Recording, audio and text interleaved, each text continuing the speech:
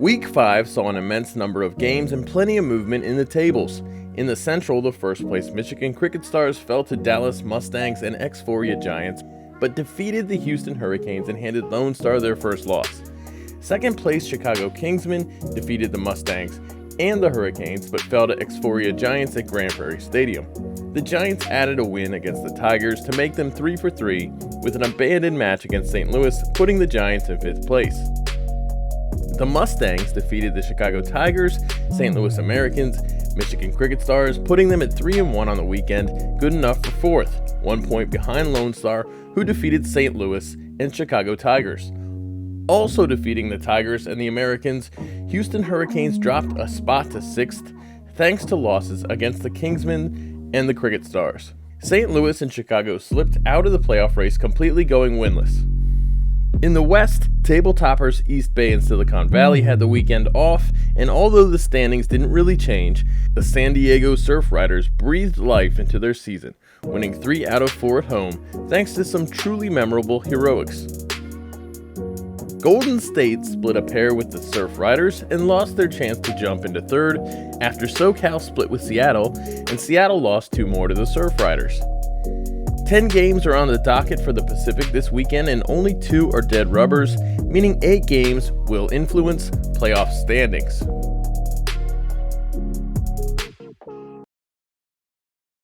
Our Pacific Batter of the Week for Week 5 is Corey Anderson, whose 272 runs in 4 innings helped the Mustangs win 3 out of 4.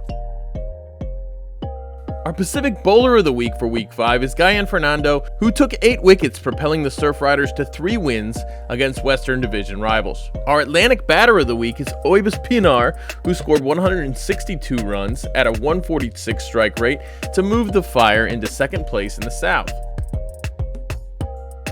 And the Atlantic Bowler of the Week for Week 5 is Fani Simhadri, who took 10 wickets as the Lightning won 4 games comfortably to seize 1st place in the South. The Emerging Player of the Week for Week 5 is Orlando's Kishan Balgobin. Kishan performed well in all 3 of his games, taking 5 wickets and helping the Galaxy to their first win of the season. This week I'm joined by East correspondent Matt Achaibar and South correspondent Jay Elhance. In past episodes, I've had guests on to discuss the West and the Central, but today I'm talking about the Atlantic Conference, and I've got 2 very special guests. Matt Achaibar and Jay Elhance join me to discuss the East and the South divisions, respectively.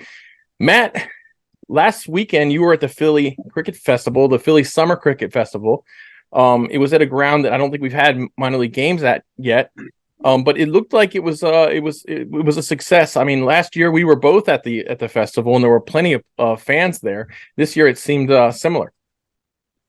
Yeah, the atmosphere was incredible. I mean, Me and my dad were going up to the game to do the commentary, and right as soon as, even before you actually got to the ground, you could look at the area and just the neighborhood that it was in. Everything looked so well kept. And my dad had told me, he's like, a lot of the times you can tell the condition of a ground just by looking at its surrounding areas. And the grass was like there was I think another park or something of the sort nearby, and the grass was so well cut. And he's like, well, that's a good sign that this ground is going to be good for cricket. And as soon as we got in, we saw all the tents, we saw all the volunteers doing a phenomenal job as always, and everything had the weather was great.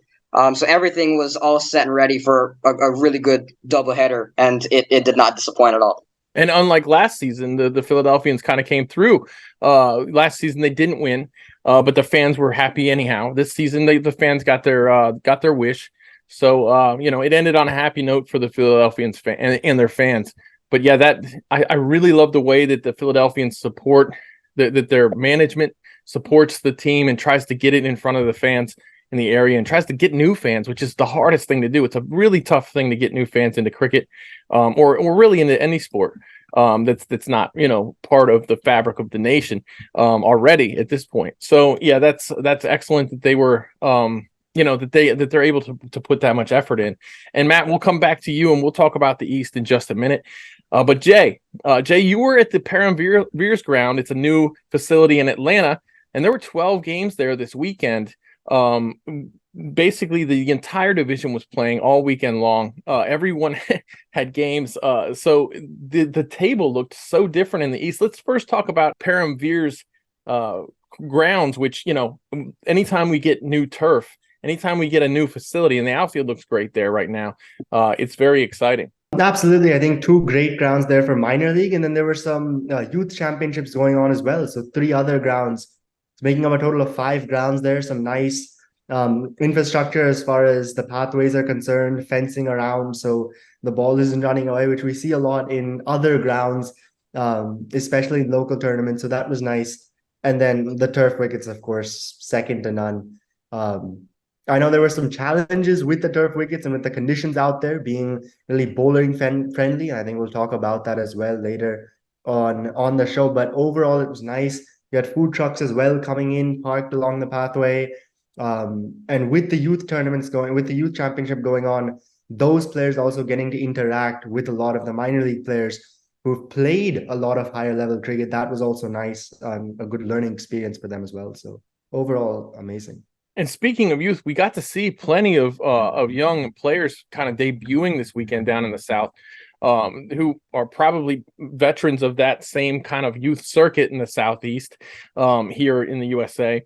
I know that the Raptors had a couple of young stars debut this weekend, which we've been anticipating for quite some time. And that's one of the wonderful things about minor league cricket, is seeing the young players alongside of players like, Cornet Dry and Aaron Jones, and obviously Trevon Griffith and Obus Pinar and Dane Pete, and seeing the young players playing along with them. We've seen a team Supermanian down there in the South for the last 3 seasons, playing quite a bit. He plays for the USA U19 team now, and they advanced to the World Cup. And I'm sure this kind of experience really helps players like him get the confidence that they need in these big tournaments internationally for USA. Yeah, absolutely. And a couple of the players in that minor league setup there, having just represented the US under-19 team at the highest level, whether it be someone like an Aryan Batra, for example, for the Baltimore Royals. So also getting a chance to meet them who've played that next level of cricket, which is your next step as from a youth perspective. Yeah, it's just very encouraging. It's one of the reasons why minor league cricket is such an important part of the fabric of cricket in the USA. It's a big part of it's critical. It's an absolutely critical thing. And so I love to see the pride taken in by the owners of these teams who do by and large a really good job keeping the league together and keeping things going and keeping the trains running on time. But speaking of the action down in the South, we saw the table kind of flip quite a bit this weekend because of all those games, because of those 12 games that took place in the South. We headed into the weekend with Baltimore at the top, the Atlanta Lightning in second, Fort Lauderdale Lions in third, Atlanta Fire in fourth, Morrisville Raptors, and then the Orlando Galaxy. We headed into the weekend with that being the case. And coming out of the weekend, we've got Atlanta Lightning clinched the playoffs this weekend. Atlanta Fire's in second place. They had some great batting performances from some of their stars this weekend, some great performances all around. Fort Lauderdale's hanging in there at third place with 10 points, tied with Atlanta Fire, but Atlanta Fire's got a massive net run rate differential advantage on them. And then the Baltimore Royals, a team you're very close intimately with, really they dropped all the way down from first place to fourth place. Raptors and Galaxy rounded out. They didn't change their position. But the Galaxy actually won their first game of the season. So let's start with talking about the Royals. What happened to the Royals this weekend? Yeah, I mean, starting off, we lost all 4 tosses. And I felt like at this ground, the toss was a crucial part because conditions got significantly better in the second innings for batting. And so I think we can see that across all 12 games, really. In the power play, teams are losing 2-3 wickets, not really able to score many runs. And, I think Baltimore itself, on many occasions, we were like 25 for 3 within those first 6 overs. And so from there to rebuild, 120 was looking a really good score on this track, and it was defended many times. Right. But to get to that 120 mark was a bit difficult. And even there were a few games where we did get there.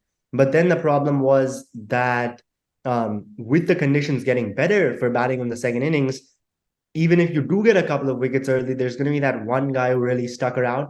For example, it was Chandrapal in one of the games, Unmukh Chand, Mark Parchment, that partnership with the Yeah. Lightning. Right. So there was that one player stick around, or maybe that one partnership. And if you have a 40, 50, 60 run type partnership, or an individual player scoring 40 runs, then you're well on your way to chasing down that 120 type total. And so that's what I feel like really hurt Baltimore Royals and any of the other teams who were really batting first here in Atlanta. Yeah, you're right. The batting first was pretty difficult, and then you had other guys, Oibus Pranar, who helped his team rebound after, an early wicket or so, and batted long, and he was one of the top scorers for the whole league this weekend. The Atlanta Lightning, as you mentioned, Mark Parchment has been fantastic for them, while we had Unmukh kind of struggled for a while this season, but finally came through this weekend.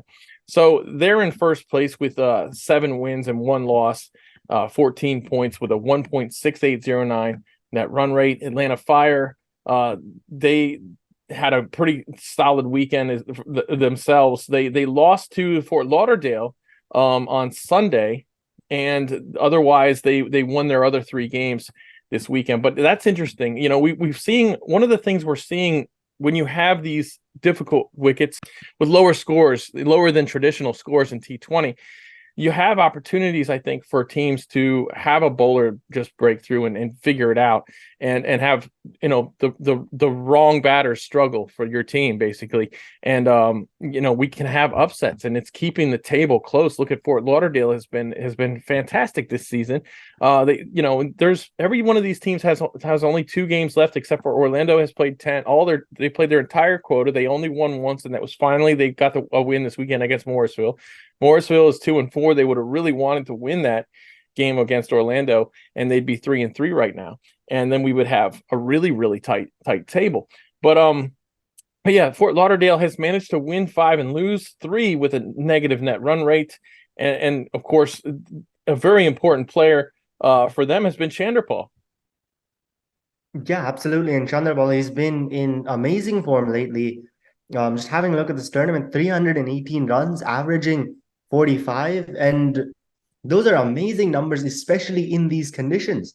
Huge. So we've seen Chandrapal over the last couple of years within MiLC. He hasn't played the entire season, but the games he's played, he's been a prolific run scorer and really continuing that in these tough conditions, really showing the class that he's got. And we just have a look at the games against Atlanta Fire, 34, chasing down 120. So that's a really good performance in that situation. Against Baltimore, 40, chasing down 116. Against Atlanta Fire, again, not able to get going too much. And same with the first game against Baltimore as well. But overall, if we have a look at his performances, those 30s and 40s, those are really just vital when you're chasing down such low totals. Right. And with the ball, Fort Lauderdale's got Kevin Stout, who's been tremendous, leading the Atlantic right now in wickets with 20. He's been every single game. He's just been a difference maker for them. So they're getting, and this is the biggest thing, right? When you have these difficult wickets like we're having right now, and this is not always going to be this way. You remember 2 years ago when 110, 115 was a winning score at Church Street Park. This is not always going to be this way. The division, the youngsters, the people who aren't used to the turf are going to catch up, and the wickets are going to improve. But in the meantime, the players who are going to stand out the most are the ones with the most experience. And Chandrapal, who has more experience than Chandrapal? It's you get this. You can see that upper crust of player in the minor league really putting their hand up right now and distinguishing their team from everyone else while they're in the middle. Yeah, absolutely. And Chandrapal, of course, with that test match experience for the West Indies and having performed so well there as well.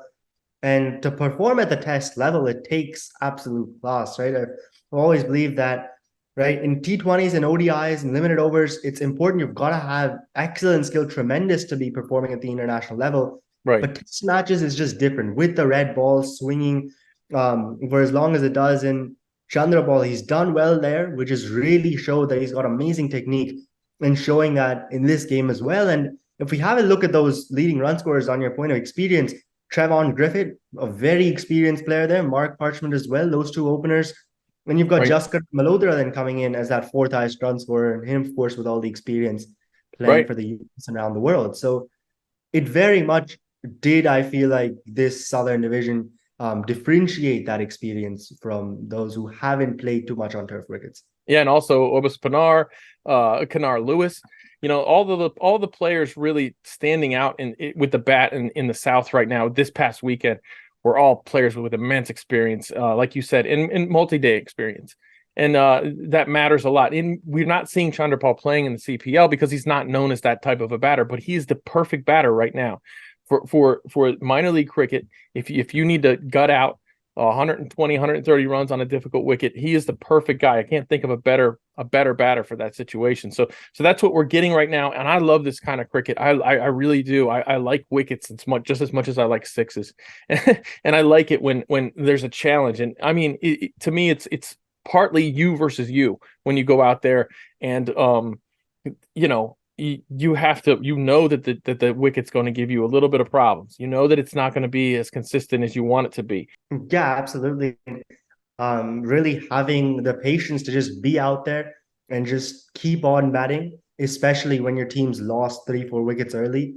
So the mental test really on that is also differentiating those mentally strong players with those who haven't had as much time in those tough situations.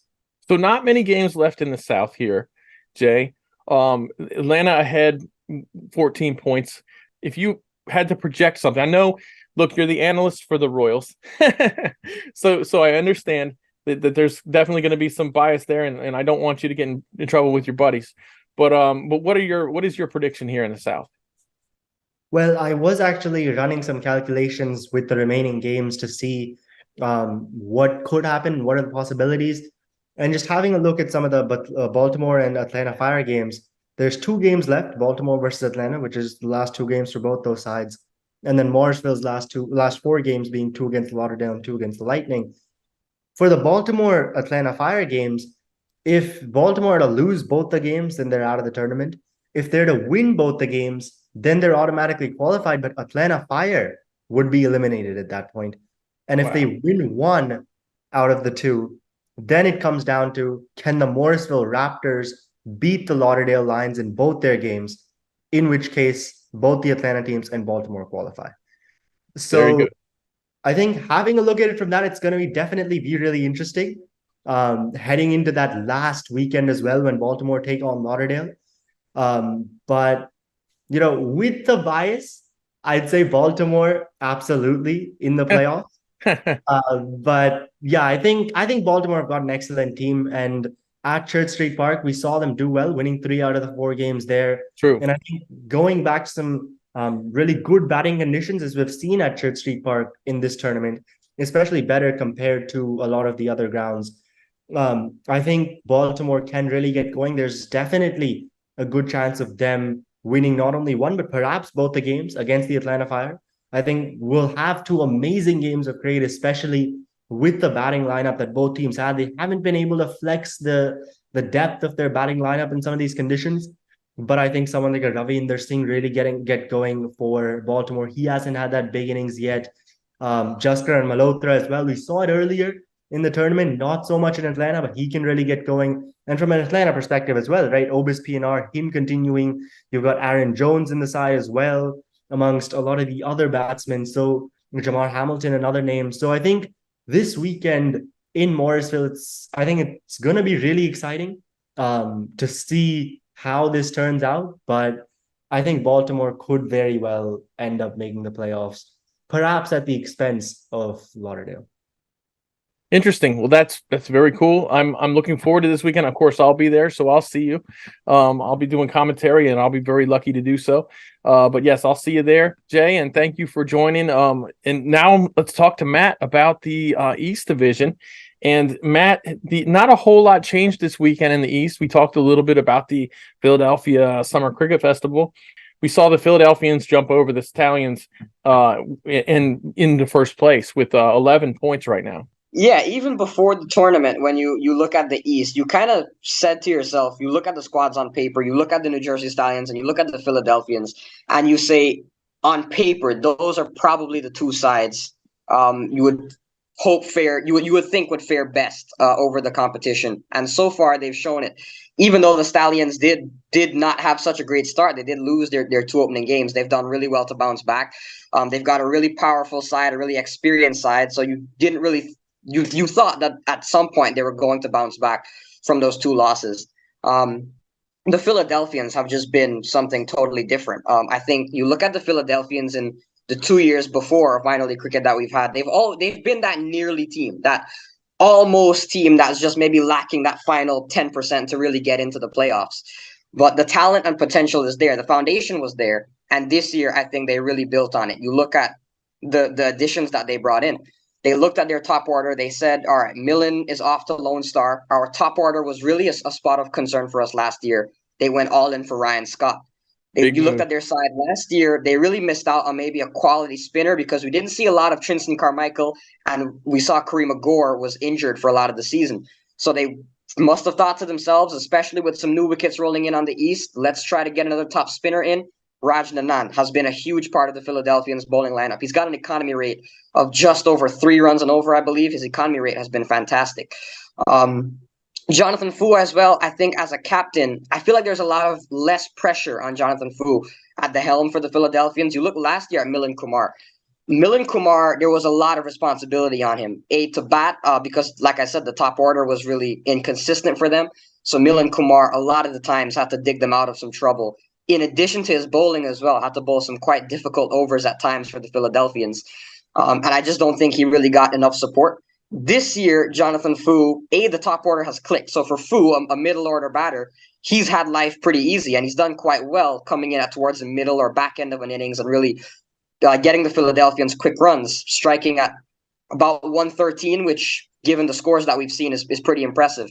His bowling as well, his economy rate is like 1 point something, 1.5 or somewhere around there. His economy rate has been incredible as a bowler. Right. And again, that is he's gotten support from the new additions, Raj Nanan, Devishwar Prasad, Liam Plunkett, Benoit Drysdale, Abdul Jabbar have all bowled well. So the Philadelphians, I think, have done a lot more in terms of getting consistency and getting the best out of all of their players. And there's been a lot less pressure on Jonathan Fu, the player, and it's led to a lot more productivity and results from Jonathan Fu, the captain.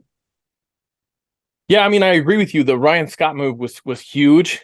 He's played. My big question was, we know that there was going to be a turf mandate this season.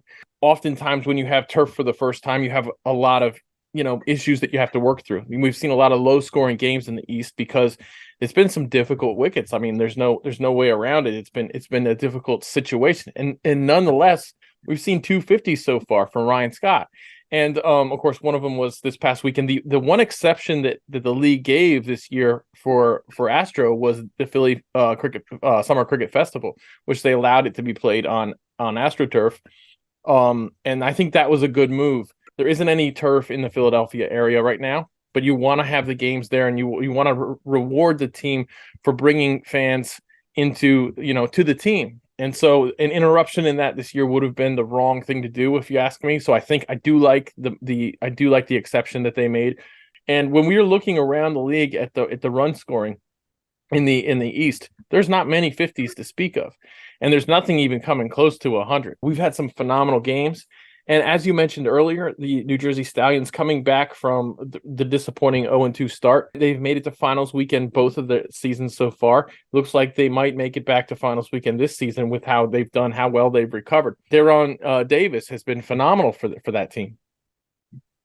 Yeah, Deron Davis was such a surprise for me because I've seen Deron Davis so many times, and we know how good he is in terms of his bowling exploits. We've seen him take quite a few wickets this season.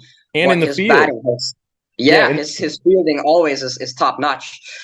He's someone that takes a lot of pride into his game. When you know Deron Davis well, you know that he puts 110% into everything that he does. But still, he doesn't get a lot of recognition for his batting, but he's certainly earned recognition this season with some of the innings that he's performed, and he's really evolved. When you look at, started off as really that number 7, number 8 type of batsman that came in, towards the last few overs, get a 15, a 20 run cameo towards the end.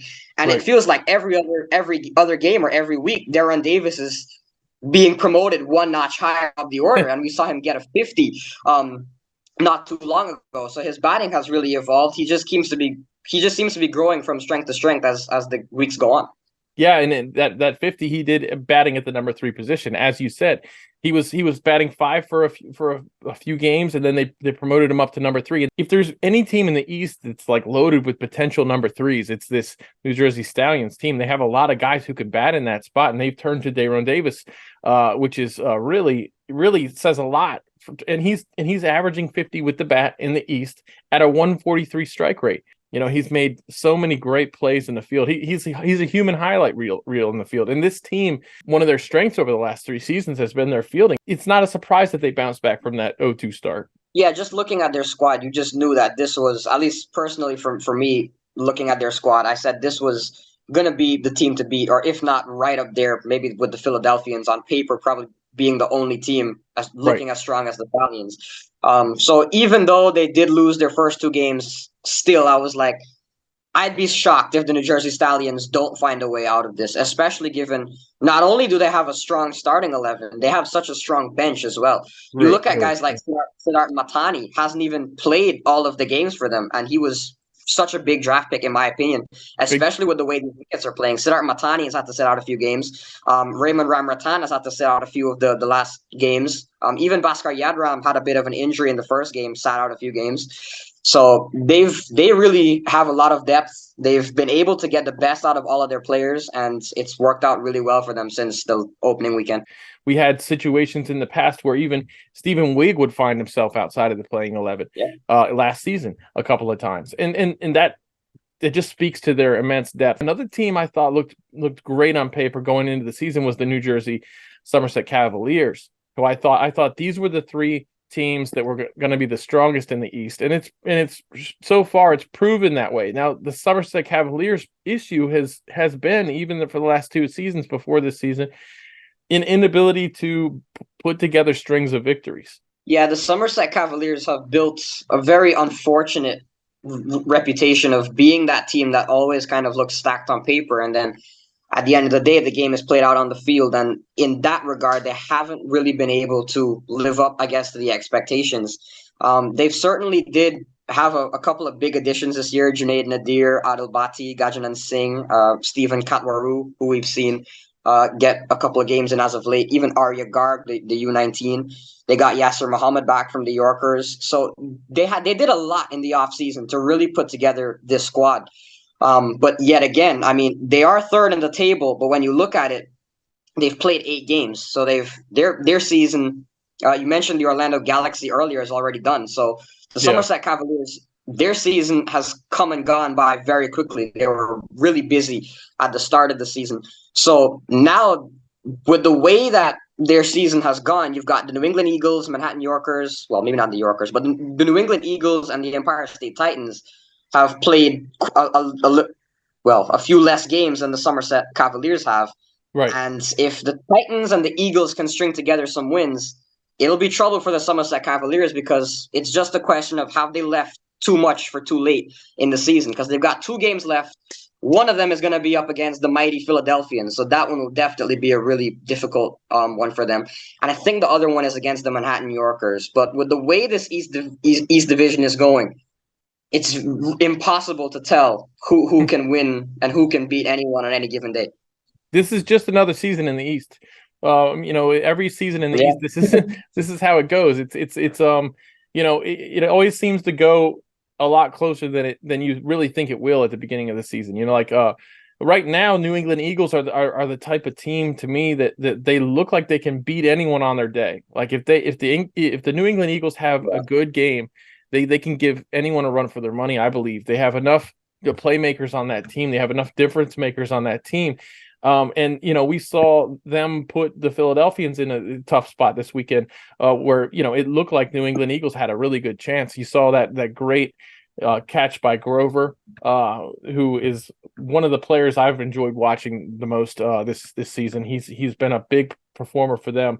But yes, of the three teams that are just behind the Cavaliers, and yes, all three of those teams have 2 games in hand on the Cavaliers. To me, the one that would push them, that would threaten their spot in the table the most, would be the New England Eagles.